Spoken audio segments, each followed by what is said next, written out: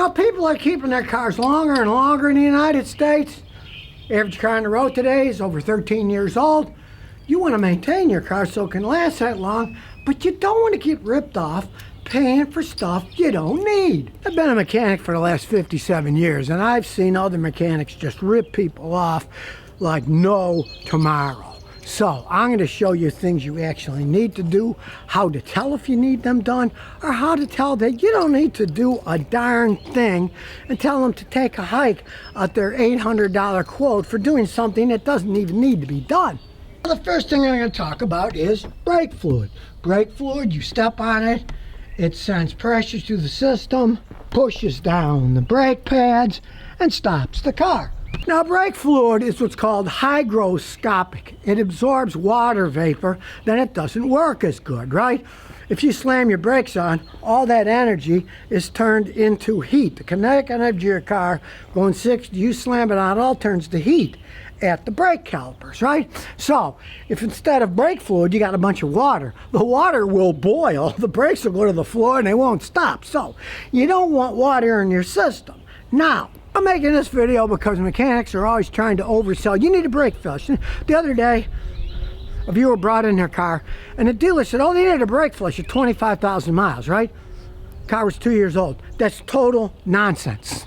It doesn't go bad that fast. For example, my 32-year-old Celica, all right? 32 years old. I've never changed the brake fluid in it, and it still works perfectly fine. Now, other cars, like Fiats, GMs, their tolerance isn't as tight, and they might get a bunch of impurities in the brake system faster. And of course, like I said, it depends on lots of stuff. How you drive. If you drive on the highway all the time, you're not even using the brakes, it's just rolling down the road, right? If you do a lot of city stop and go, if you live in a humid atmosphere like I used to in Houston, Texas, if you live in Arizona, hey, so dry, hardly anything's going to get in it. There are so many variables that you want to test it before you waste any money flushing it out. Now, there's various ways of testing them, but this little Coolant tester is electronic. It measures the percentage of water. It's accurate and it's very simple. You just push the button, it shows you the percentage, then you stick it in the fluid. It shows 1.2% on a car that's 7 months old. That's what you're normally going to get. And it even has a thing that tells you 0 to 2% water, brake fluid is good. 2 to 3%, consider flames. Greater than 3, change the fluid. Now, just for kicks, let's open up this fresh bottle of brake fluid. It's sealed, and see what its rating is.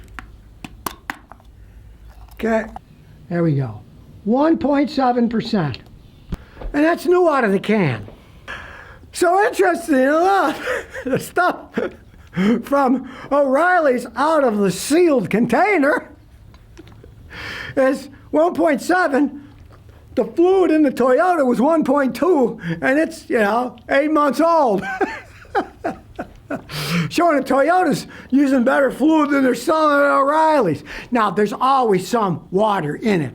It's like alcohol. It's almost impossible to get 100% alcohol. You'll get like 99-something% alcohol, but to get the last little bit of water out is almost impossible. Now, these are brake and coolant checking strips. For the brake system, it checks for copper. If there's too much copper, it means the anti-corrosion additives have worn down. It's a very complex interaction of water, brake line. Realize a lot of the brake lines are steel copper lined. When the copper comes out, it starts making it more acidic. It starts to corrode. Iron and other parts can ruin the seals of the brake system. So this is an easy test too. You just stick the end that says brake fluid in. Put it in the brake fluid. Then take it out, and you see what color it is. You measure it by the color. This is the copper corrosion level, and you can see it's practically nothing. It's between 0 and 10%, so it's fine, right? And just for kicks, let's check the brand new fluid, and it too is between 0 and 10%. It's a little bit lighter. So again, realize Somebody tells you, oh, you need your brake fluid flushed. Hey, have it checked first. Odds are you don't need to do anything, and certainly not in a car that only has 20,000 miles. Now, another common ripoff is coolant. They tell you need your coolant changed. Modern coolant is pretty well made. This is Toyota pink coolant. It's good for 10 years or 100,000 miles. They try to sell you crap before then. Whoosh, tell them no. You're not wasting your money. Right now, some cars are different. You can easily look it up. But again, if they try to sell you stuff, just say I want to test it. And these cool brake strip testers, they're also coolant testers on the opposite side. That does the coolant, and it's just as easy. This has 2 strips because it tests 2 things. It tests the freezing boiling point, and it also tests the acidity level. If it's too acidic, it'll start eating everything up. You just stick it in so that it's covered. And you can see here that the freeze boiling point, pretty much purple, it's 100%. Now the acidity level's taking a little bit more time to go in, but you can see it's turning green, which is good. You might wait 5-10 minutes when you're checking the pH corrosion because you can see it's turning green, but it took a lot longer. So what's the moral of the story? Test, don't guess. Right? A couple years ago, I was buying one tire at a tire place. When I looked at my bill for the one tire, I read through it, and it had 2 things that peed me off. One, they charged me for tire recycling, to recycle the old tire, but I took it with me. They still charged me $7.50 for a recycling fee, right? BS. But on the bill I noticed, it said, customer was warned he needs a new battery, but he refused to have us replace it. They didn't tell me anything, right? Because they knew I was going to shame them in front of themselves. But they did put it on the bill, so if her boss looked, they'd say, well, I told everybody they needed a new battery, and if you tell everybody, maybe 20, 30, 40% of the people who put a battery in didn't need a battery. Batteries are so easy to test. Okay, you put positive, positive, negative on negative. This is a V-diag tool. It doesn't cost that much. And what does it say? State of health 100%, state of charge 100%. Good battery. And this thing costs $45 on Amazon. Hey, why not buy one? Work on any car you got. Always test. And you can't trust a lot of places, especially chains, because the woman who was the manager of that store is under pressure to sell batteries. Batteries are a high profit item. I mean, come on. She was charging $250 for a battery that I can buy for $44.95. Back in the day, these diagnostics tools cost a fortune. One as good as this, back in the day, cost me $800. This thing's $45, and it works great. And when you're doing batteries, check this out.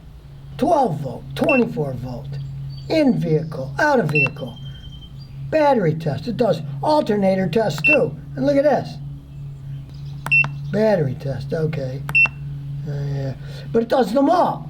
Regular flooded, AGM flat plate, AGM spire, gel, and the new EFB. It does them all. At $45, you can't go wrong. Now, one thing you don't really need to test unless you're fanatic is your engine oil. You just want to change it once every 5,000 miles or once a year, right? You don't need to go overboard and change it every 2 or... Don't let people sell you, here's a miracle oil additive, it's going to save your car. It's all total nonsense. Oils are really well made. You buy a quality oil from a quality company, it already has all the additives in parts per million. You start getting some magic oil somebody has and throwing it in, who knows what's going to be the ramifications of that, right? But here's something that the dealers often don't try to sell you. It's getting weird, right? And that's automatic transmission fluid change. All modern cars, they got no dipsticks. You can't check the fluid, right? They call it a lifetime fluid, which is total BS, right? It's a good idea to change it every 40 or 50,000 miles in your car. Learn how to do it. Watch my videos. Just make sure you use the same exact fluid that it came with, because I had customers in Houston that had people change the fluid in their Toyota Camrys. They did not use the Toyota fluid. They used like the cheapest thing they could buy at AutoZone. And then Down the line, sometimes as little as 6 months later, the automatic transmission started acting up. They never had any problems in the first place.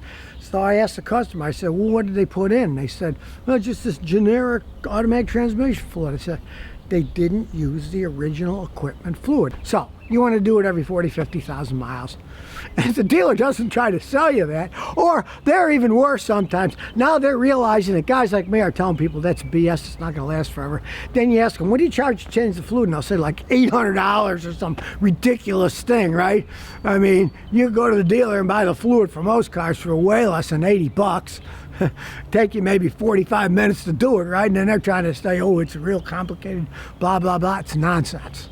And of course, don't even get me started on suspension parts like the struts. You used to call them shock absorbers, right? You don't even get me talking about that. People are always trying to sell people struts. Learn how to check them yourself, okay? If they're all leaking oil on the strut itself, then they're worn because they're sealed units. Real easy to do. Just put your hand in here. This is a brand new car. It's dry as a bone, right? If it was all oily inside, then you would need to replace the struts. But you want to check this yourself, because if you go to some dishonest place, they have a little squirt bottle of oil. Get under there. Oh, look, it's leaking. You need new struts, right? If your struts are worn, say you're going 55 miles an hour, going down the road, straight, flat. Steering wheel's fine, but then when you start hitting bumps, the steering wheel starts shaking around. That means that the struts are worn because they can't absorb the shock, and so it bounces around. Or your tires will start getting cupped wear because they're bouncing around too much. Don't let people sell you things that you don't need. Modern struts are pretty well made. Plus, they're super expensive in a lot of modern cars. And sadly enough, I've had so many customers over the years. They bring a car to me that says it's not riding right. I said, okay, well, have you had any work done? They'll say, yeah, I recently had new struts put on. And I'll go in and I'll say, it's the struts, they're garbage. They sold you some Chinese crap that's worse than your old ones. Your old ones weren't even worn out anyways. So sometimes you end up with a worse car than before when these idiots are trying to sell you something that you don't need.